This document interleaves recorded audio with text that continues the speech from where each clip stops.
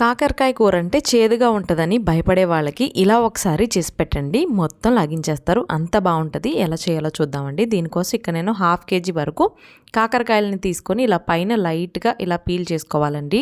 అలాగే వాష్ చేసుకున్న తర్వాత అటు ఇటు కట్ చేసి చిన్న ముక్కలుగా కట్ చేసి పక్కన పెట్టేసుకోండి.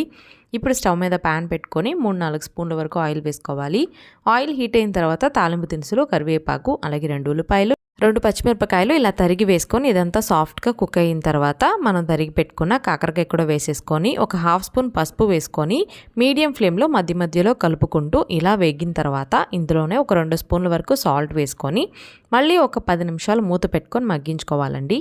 ఈలోపు చిన్న మిక్సీ జార్లో ఒక 5-6 వెల్లుల్లి రబ్బలు, 1 స్పూన్ జీలకర్ర, అలాగే మనం కూరలో వేసే కారం వేసి గ్రైండ్ చేసేసి ఆ పొడిని కూడా మొత్తం వేగిన ఈ కాకరకాయలో ఈ పొడి కూడా వేసేసుకొని 5 నిమిషాలు ఇలా ఫ్రై చేసుకున్నారంటే కాకరకాయ ఫ్రై రెడీ అయిందండి. తప్పకుండా ట్రై చేయండి. సబ్స్క్రైబ్